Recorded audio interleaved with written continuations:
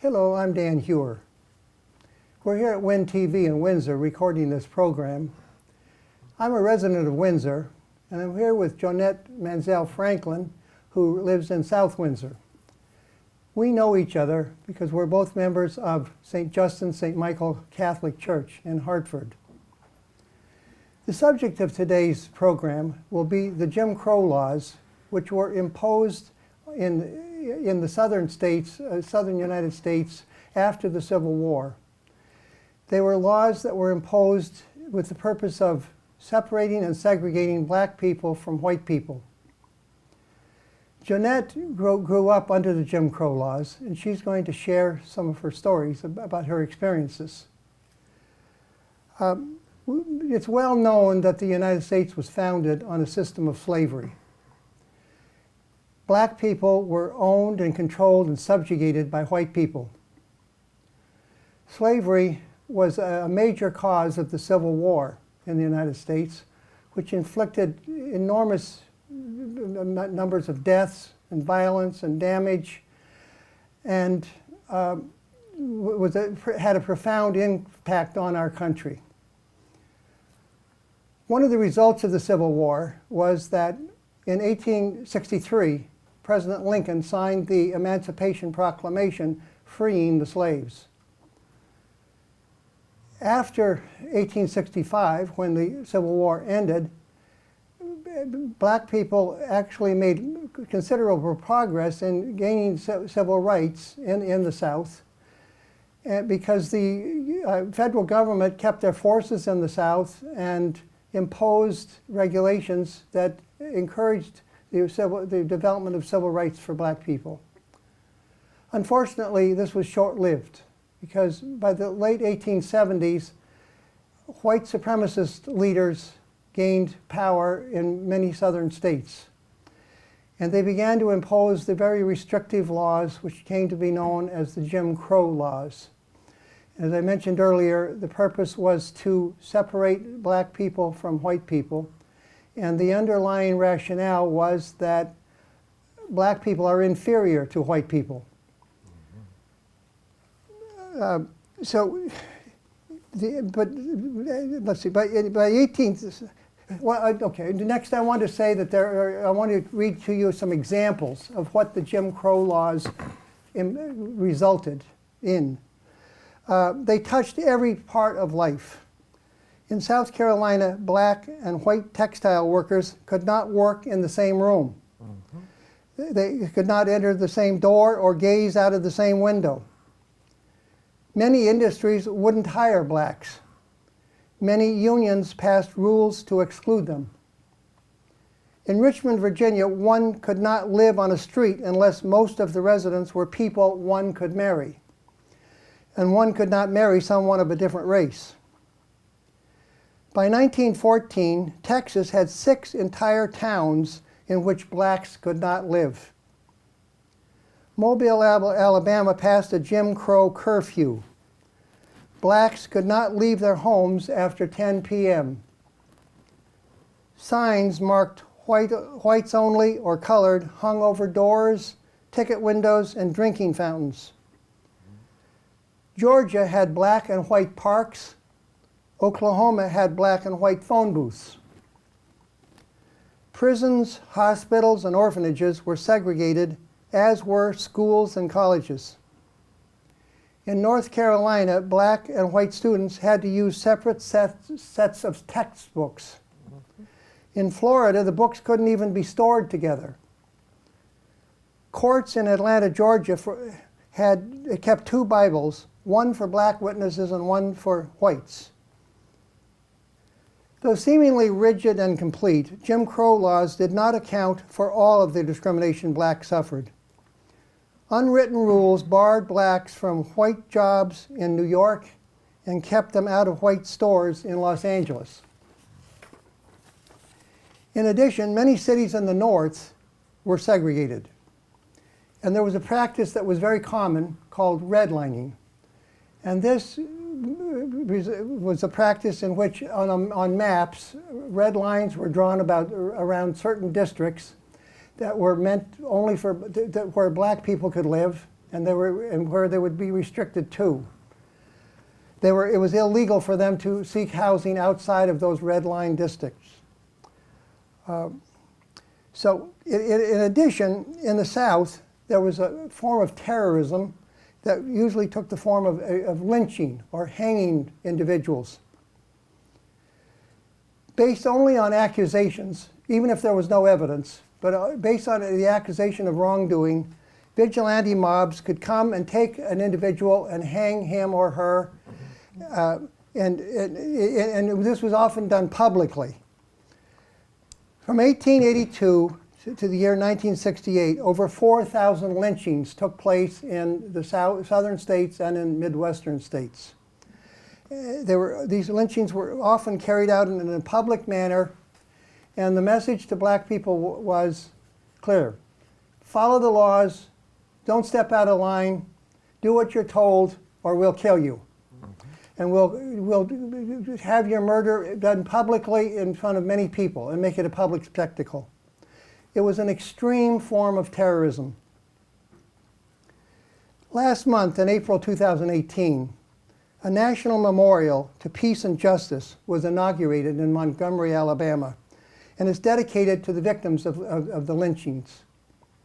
I'm going to say a bit more in a minute, but first I want to acknowledge that indeed progress has been made in civil rights in our country, particularly in the mid-1950s, the 1950s and the 1960s.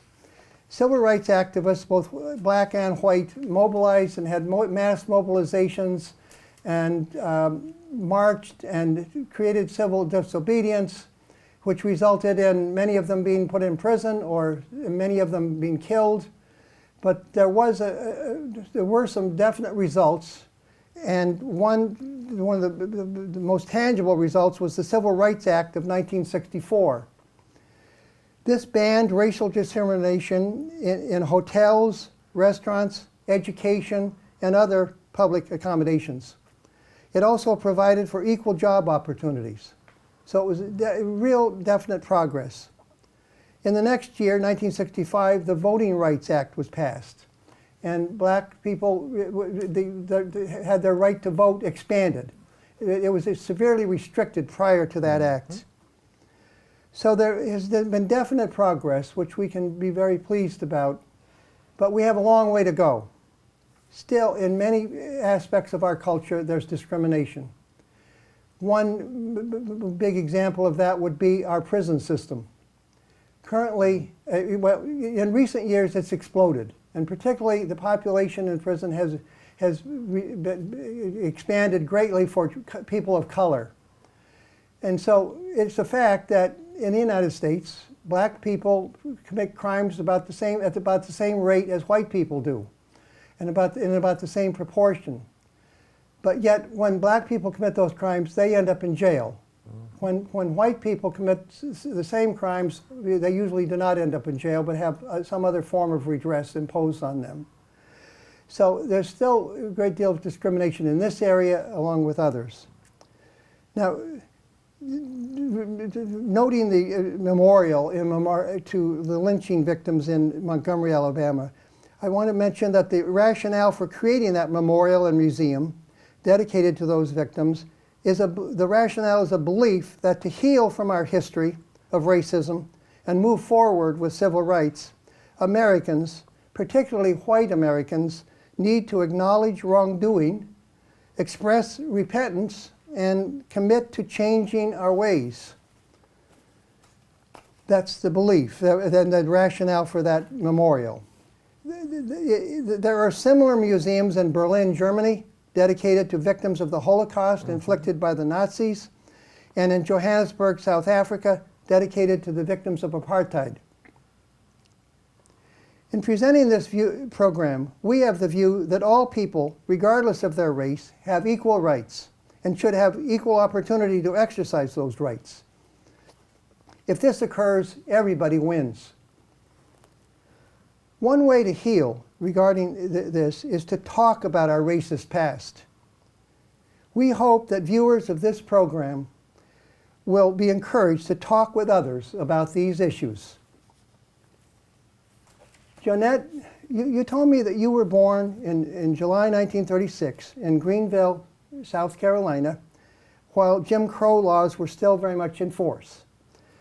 I'm looking forward to hearing more details about them. And in beginning, please tell me about your parents and about their background.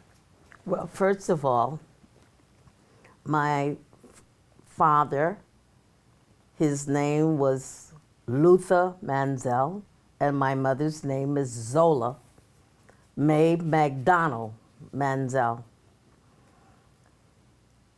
My parents came from Pickens County, South Carolina. When they got married and my mother became pregnant, and it was a law in Greenville, South Carolina, that African Americans could not go into their hospital. My mother, however, felt that she did not want a midwife, and therefore she was going into the Greenville, South Carolina hospital to give birth to her child. And because my mother or my grandfather was Irish, my mother was of lighter complexion. She looked white. So therefore she went into the Greenville hospital and gave birth to her first child. That happened to be me. However, I did not come out looking like my mother. I looked like my father. They came to her and said, "We are going to kill you," and they used the N-word about the baby, which was me. My mother wrapped me up and left that hospital. However, she had a sister who was a nurse, got the documents and filled them out as a birth certificate.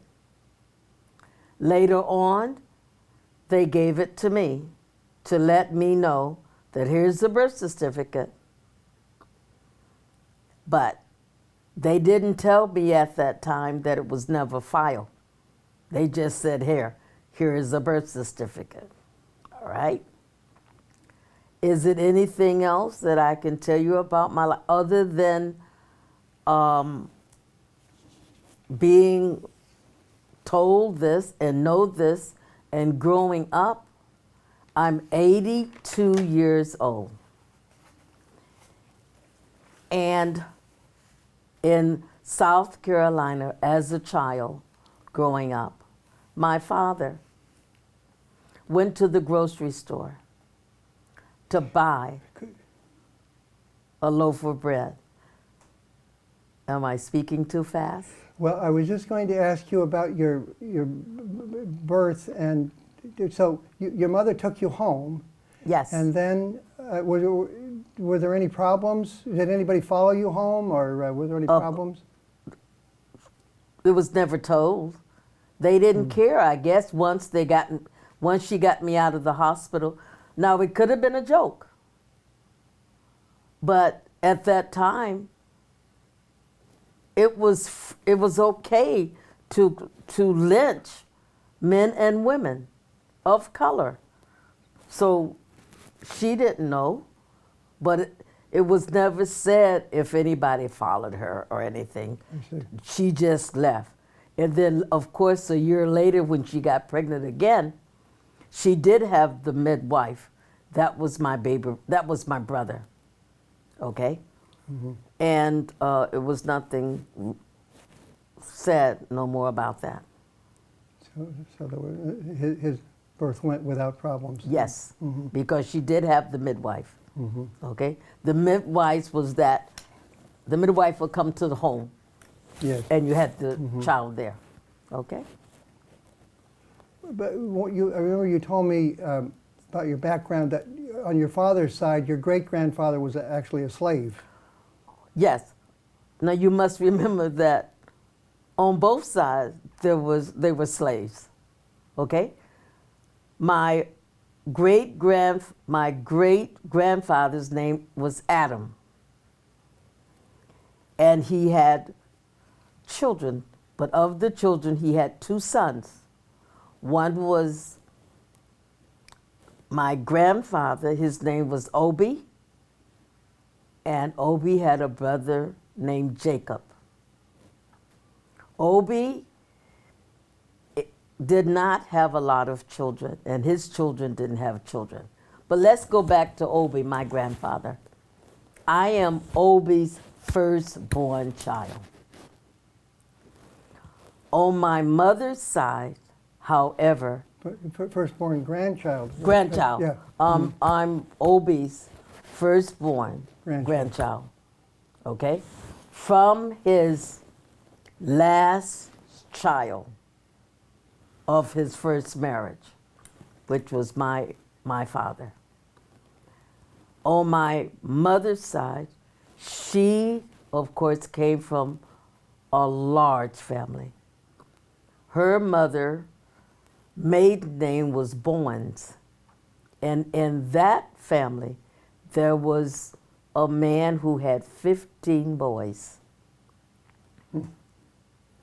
When I go to that family reunion, it's a lot of men. Interesting. Okay. Well, that's interesting background. Now, let's go back. Now, you're going to tell me the story of what happened. There was a big event when you were 4 years old, and you were about to talk about that. Oh, about my father when he went to the grocery store to buy a loaf of bread? Yes. It was a custom that when you went to a grocery store or neighborhood store to buy anything, first of all, you could not hand your money to the Caucasians. You had to put it on the counter and slide it to them. But if another Caucasian would walk into the store where this process was going on, it would stop and they would wait on that person next. So being my father wanted to purchase a loaf of bread, and because of the law, he waited 1 hour and a half to buy the bread. But before he could purchase the bread, he spoke up and said, "I'm next." And then the clerk in the store said, "Boy, what did you say?" And by the way, who do you think you are? Who are you? Another person in the store said, "I know him. He's the one that's married to that white woman." I'm going to be polite, but it wasn't that polite in which they were speaking at that time. Then someone else in the store stated, "We are coming to pay you a visit tonight."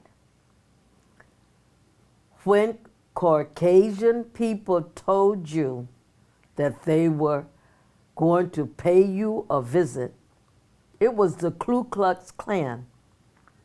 And they knew that they were coming to burn the cross and take you and lynch you and everybody else in that house. Seeing as that my mother looked like them, they didn't like that idea. So they were coming to kill my father, my mother, and me. My brother was involved in it too because he was born by this time too. But seeing as that I'm the oldest, I remember this. And then what did they do? Well, they told the family and friends in the neighborhood got together and they gave him money. But what I cannot understand why my father did not go north. he went south into Charleston, South Carolina. Back then in Charleston, South Carolina, in the middle of town, was a lynching tree. I don't know if my father saw somebody actually hung, but my mother later on said yes, he had to, even though he didn't speak about it, but he changed. His whole personality, his mannerism, fear came into a man and almost took away his life because of it. So when we went into Charleston, one day he said to my mother, seeing as that you look like them, see that church over there? Go into that church and ask for help. See if they will help us. My mother did, and the church did. It was the Roman Catholic Church that took us in. Even though I'm 82 years old, I can close my eyes and I can see the nuns making the pallet on the floor for me so that I could go to sleep at night. And I also know the house and the area in which I lived. Across the street was a vacant lot, and the circus would come. And down the street, the boats and the water was there. I met a judge, Judge McFarland, who lives in Charlotte, and I told him about this. He got in touch with me and he told me that a hurricane had come and had washed the church and the convent away, but he knew exactly what I was talking about. So I think you told me that you stayed a brief time in the convent. Yes. And then your family was able to find a house or a place to live. Mm-hmm. So you moved there and you stayed there for several years, I believe. Yes. Right? Mm-hmm. And your father found work there. My father, yes. Mm-hmm. I don't know what kind of work my father did there. I know that my mother did domestic work, and she told me once that she worked a whole week and got $3. But then $3 back then was a lot of money. Okay? And then when things got better, his sister moved to Cleveland, Ohio, and sent for him. And the next thing I knew, I'm in Cleveland. So that was after 3 years, I think you said. Yes. It would have been about Yes. 1943, I think. Mm-hmm. Mm-hmm. And so, well, when you were in Charleston, do you remember any racial restrictions then that caused you problems? As a child, one does not know about racial discrimination. Mm-hmm. Children are children. Yes. And children back then, when grown-ups were talking, children was not allowed in the room. Children were in other rooms and playing. You did not get into adult conversation back then. Your parents, when you misbehaved, your parents looked at you. They didn't have to yell at you. They gave you a look, and you knew to be obedient, and you did. Interesting. I really think that that should come back, because the children today don't respect themselves and other children. Well, it's interesting to hear what the customs were and the way it was with your parents, indeed. And so then you moved to Cleveland, and I remember you said your parents became Catholics at that point. Oh yes, in Charleston, South Carolina, by the church taking us in and everything. I got baptized, and my parents also. I got christened as a child, and my parents also became Roman Catholics, and my brother too. Don't forget my brother. Okay, in that.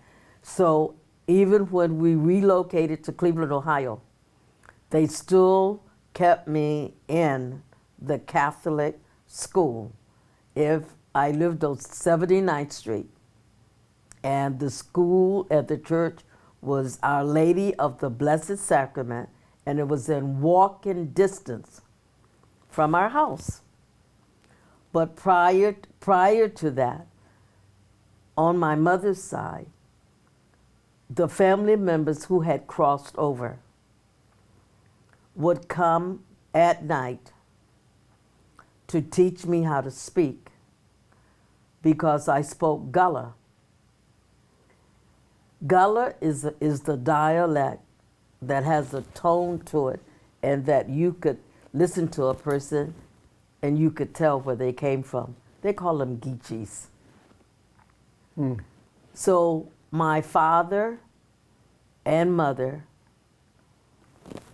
needed to get that dialect from me, because my father had a fear that the Ku Klux Klan was going to follow him and still lynch him, because they were under the impression that he was with a white woman.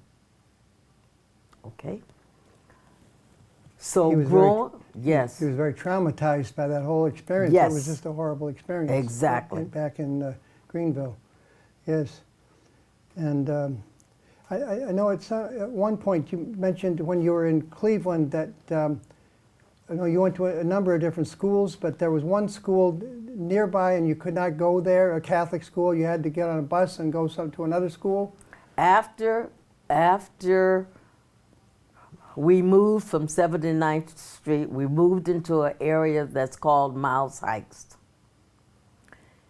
In the Miles Heights area, there was a Roman Catholic church by the name of Timothy, Holy Timothy. No, St. Timothy. St. Timothy. Correction, St. Timothy. It had a church and a school. But I could not go to that school because of racism. I had to go to St. Edward's. And St. Edward's was in the east side of Cleveland.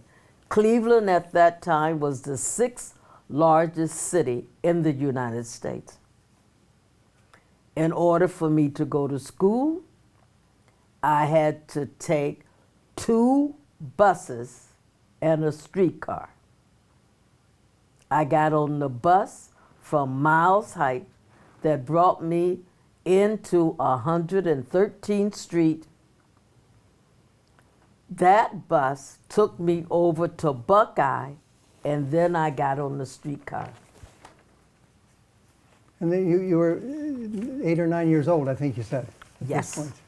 Okay? But it was safe then. It isn't like you couldn't have a child today go in the street, because people are not the same. There was no fear of that, and we didn't have school buses. So that was our transportation anyway. And the school at St. Edward's, and also at Our Lady of the Blessed Sacrament, it was taught by the Sisters of the Blessed Sacrament. And their vocation was to educate the African Americans. You must remember now, segregation was there. It was the separation of you because of the color of your skin. Even in Catholic schools. Even in the Catholic schools, all right? And they brought in the Indians from Canada, from the Detroit side, that went to school with me at St. Edward's. I see. So, But it's interesting that there was a school nearby when you went to Miles Heights, but you couldn't go there. You had to get on the bus and go clear That's across right. town. And the sisters that taught you, what were they, black or white or what There was a mixture. mixture? I see. Okay?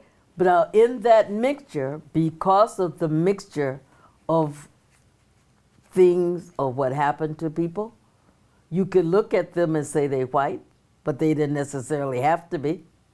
Mm. Okay? Mm-hmm. So as a child, how are you going to know? You don't know. Yes. Because the lighter skinned people were able to do things that dark skinned people couldn't do. That's why later on, I don't know who thought of it when they said black is beautiful. To help people that look like me realize it's okay.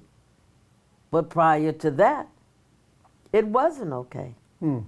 Growing up, the girls in my neighborhood, they wouldn't play with me. Why? Yeah, yes, why? Because my skin was too dark. Mm. I was 12 years old when the boys noticed that the girls wasn't playing with me. And they said, you can play with us.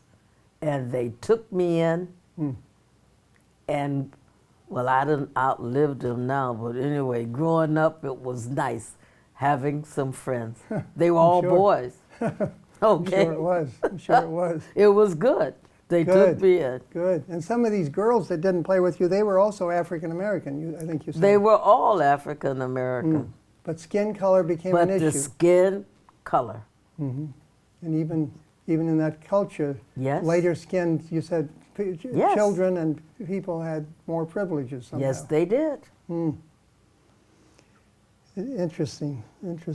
But and then you went to junior high school and high school, and how was that? I think you said there were Indian girls there from. They brought the Indian girls came in. You know, we got along fine. Because it was religious, and the nuns instilled in me to be very proud of who I am. Okay? Wonderful. And that never to love everybody. Okay? Where is it like, even though I was disappointed, I never really thought about it being disappointed of the things that I couldn't do because of the color of my skin. As a child, you don't know, okay, in terms of it. And everybody is not the same. Some people that grew up in my era, they became bitter and they hate people. But I think the church helped me out tremendously. Hmm. They showed me how Jesus loved everybody. And they taught me that I could walk in his footsteps and be the same way. And that's what, that's me. I'm walking in his footsteps. That's right. You live that. Okay. And you're so known at our church for being helpful and welcoming and outgoing, and you live that, and it's an inspiration to us. Yeah. It I can't really help is. it. That's it. Well, that's wonderful. It's truly wonderful. I was going to ask you about other discrimination there in Cleveland. You had mentioned that there were some facilities that were off limits to you as a black person. You got that right. Oh, one of them was the Euclid Beach. Euclid Beach was an amusement park built right there on Lake Erie. African Americans couldn't go to Euclid Beach. Okay? But it was off limits. It was off limits. It was off limits. Hmm. But and then on the west side, it was the zoo. We couldn't go there either. Okay? Hmm. I was 23 years old before I saw a live chicken. Okay? People that grow up in the city, they don't see animals, farm animals, okay? So how is a child that's growing up in a city? Cleveland is a city. You see animals in books, but you don't see no animals running around. And you also see them in zoos, but if you're not allowed into the zoo, you're not going to see Then them. how you gonna see them? Right. Exactly. It's true. It's I true. was 23 years old and I saw my first chicken, and it was in the Bronx Zoo. Interesting. Interesting. I'm a grown person looking at a chicken and I'm crying. Wow. Why am I crying? I'm crying because I should have seen this chicken when I was a child. Yes. Yes. Yes. Yes. Well, I want to move ahead because of time constraints. Okay. I know you said that when you were, I think it was 13 years old, your father enrolled you in dance lessons. He did. And My mother was a very loving, caring person. I'm her firstborn. And I think she understood how hatefulness could affect a person. So she instilled in me a personality so that when I got grown, when I meet people, they won't forget me. But then I had to have something else in life. And well, first of all, what had happened in growing up because of the neighborhood, the adults would always ask me, "Who is your mother?" And I would tell them, "My mother is Zola Mae." And they'd look, "Oh, that ain't your mother." "Yes, it is my mother." Because her skin was much lighter than Yes. So one day, they saw my mother at the grocery store, and they said to her, "Oh, you adopted your daughter." My mother said, "What?" She is not just being adopted. So when I got home, she gave me a spanking. And my father overheard this, said, "Why are you spanking her?" Said, "It's the adults that should be spanked." So my mother said to him and me, "I spanked her to let her know, don't you ever grow up to be a liar." Okay? But I didn't get many spankings because she spanked me good that time. But that was really hard for you to be asked these questions by other adults. And as your father said, they should have known better. Exactly. Yes. Exactly. Yes. Yeah, for sure. But the dancing, you went far with dancing. Talk about that. Oh, yeah. After that, my father put me in dancing school. And I guess it was a God's gift. And where is it? I danced, and by the time I was either 12 or going on 13, I auditioned for the Larry Still Smart Affairs. The Larry Still Smart Affair was a group that he got people, and he took them to Paris. France. Paris, France. Because here in America, your talent really did not get off board or whatever, but anyway, they accepted me. And my parents said, "You cannot go to no Paris." So I wasn't disappointed, but I continued to go to the dancing school, and I was with other older boys and girls there, and I danced with them as a group, and we ended up getting a job at the Flame in Detroit, Michigan, and I was with them and danced with them. And then, of course, after I graduated from high school, I came to New York and I took ballet at the Catherine Dunham Dancing School up in Harlem on 125th Street. My first professional job was in a bar nightclub there in New York. And the money was good. And then, of course, when I lived with my aunt, and I was hanging out in the village with these older people. You must remember now, I'm only 17. But I was a polite 17. I didn't drink, I didn't smoke, and I didn't know how to swear. So the older people, they liked me and they protected me because I was respectful to them and I was there to dance and to learn. But I was coming in the house too late at night for my aunt. So she was sending me back to Cleveland, Ohio.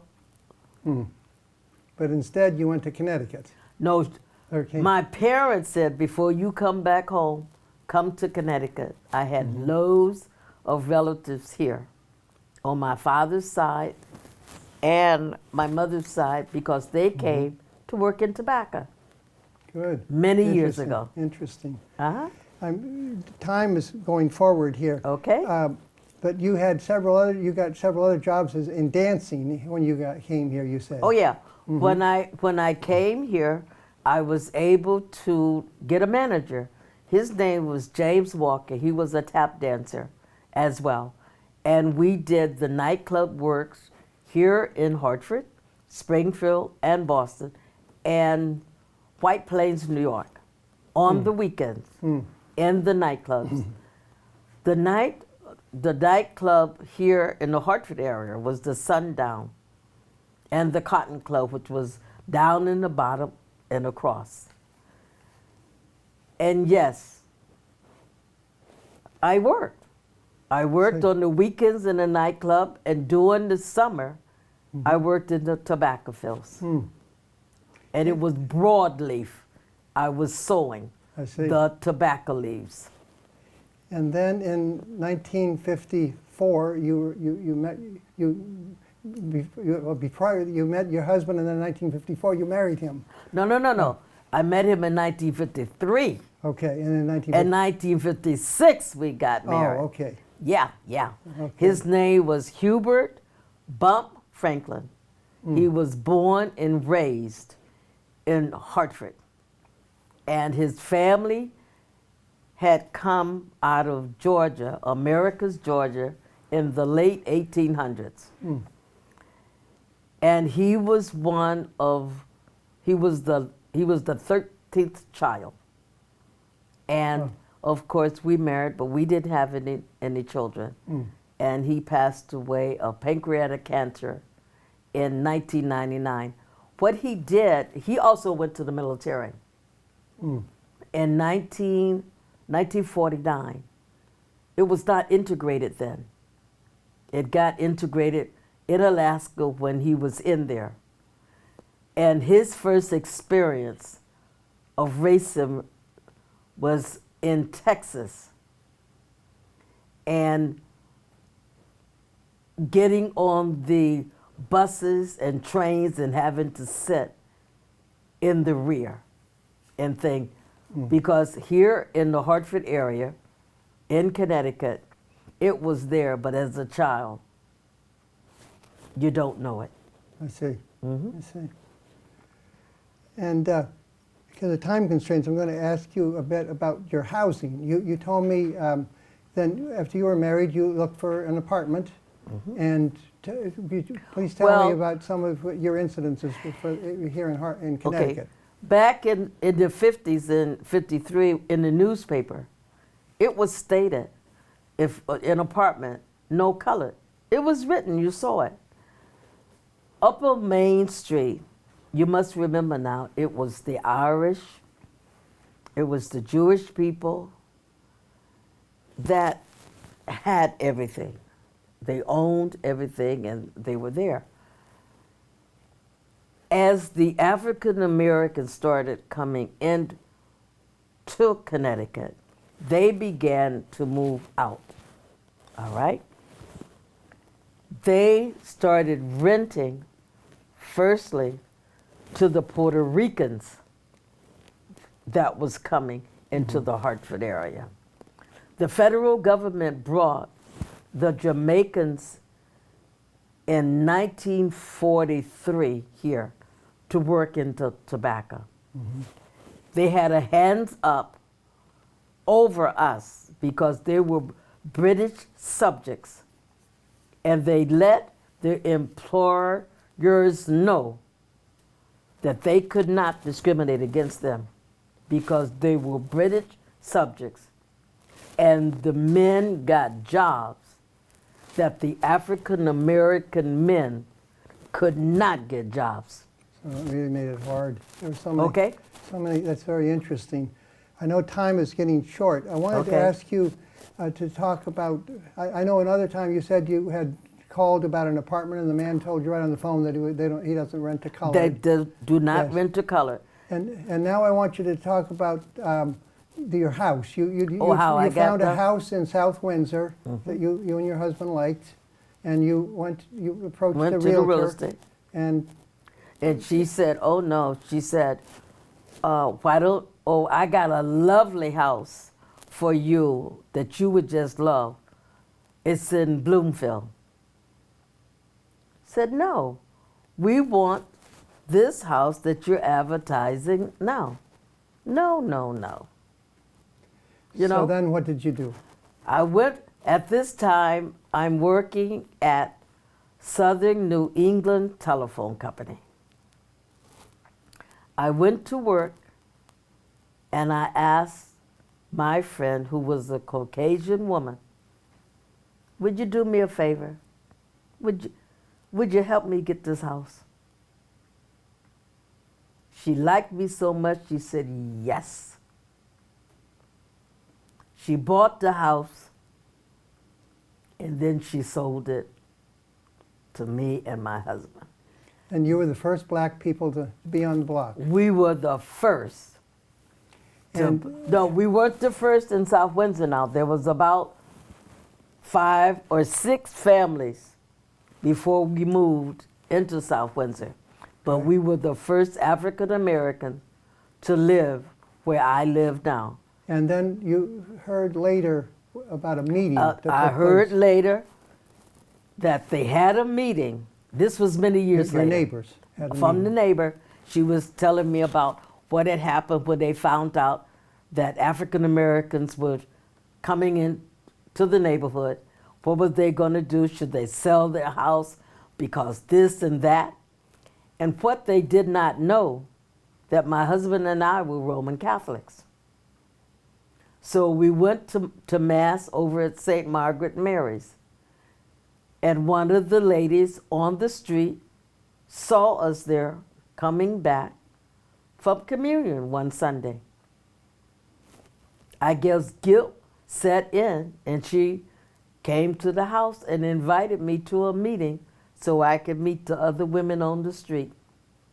And once they met me and realized whatever they had heard about African Americans, it wasn't all true.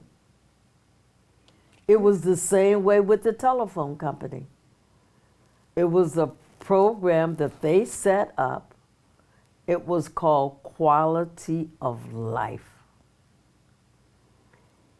And what we did, we went to all of the offices in Connecticut so that there were some Caucasian people who had never seen an African American. And I was chosen to be one of them. And you went all around the state of Connecticut to offices. Yes, we did. To change the attitude of people, to let them, whatever they had heard about, and all of that, okay, is not So always true. So it's a beautiful story. It Okay. really is. And then you told me later that nobody moved out from your block. No, And then, I'm still there.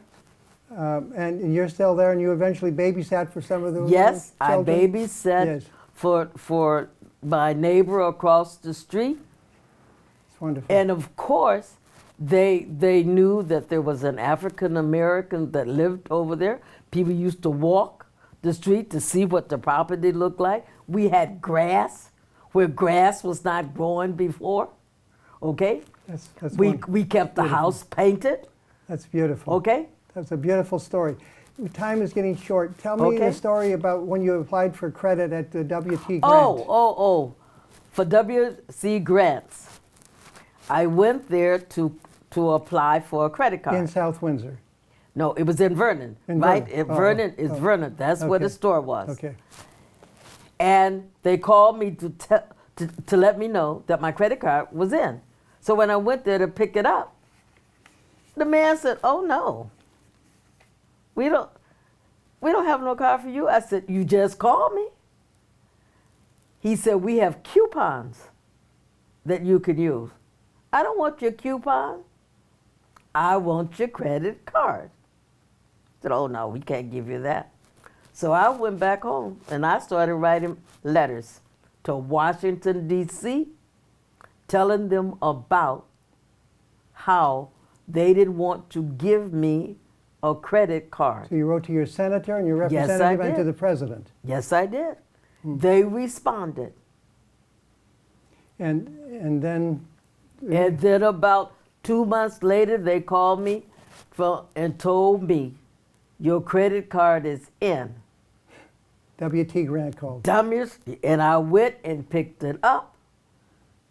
And I said, "I'm going to charge something." I charged a 5 cents Baby Ruth Candy bar. candy bar, 5 cents. 5 cents. When they sent me the bill the next month, I went to the bank, got me a $100 bill and a whole lot of $1 bill, put it in my wallet, went to the store, took out the $100 bill to pay my bill, For which 5 is cents. 5 cents. And I went early in the morning. So they said, "Oh, we ain't got no change. Ain't you got something smarter?" I flipped the money and said, "No, this is the smallest I got." You really made a point. You got that right. I bet they didn't treat nobody else that way no more. You're very good at making points. Well, you've told me wonderful stories, and they're very inspiring. Considering how you started, the trauma that your family went through. Yeah, It was yeah. so traumatic. It's hard to fathom for somebody that didn't go through it, how traumatic that must have been. To have to get up on one day and leave your house, your job, and flee for your Yes, life. Yes. And your family did that, and you kept moving forward, and you've come very far. You've told me so many stories that are inspiring, and you've made such a good life, and you've also been such a positive influence on many, many people. Oh, wow. And Really? it's wonderful to hear these stories. It really is. You mentioned to me that you think things are getting better in some respects, especially with young people. You mentioned the phrase, they're not buying into it. What did you mean by that? The young Caucasian young people is not buying in to the hatredness of a person's skin. The new thing that they're saying now, Black Lives Matter, when you see them marching, look at them. There are more Caucasian young people that's out there than the African Americans are out there. The African American young people, in fact, I know I am, I'm ashamed. I'm ashamed because they're killing themselves and they're killing other people. Drugs is the main thing about it. There is no jobs for young people. And we as an adult are the blame. Speaking about the young people again, they don't hate like it was back in the day.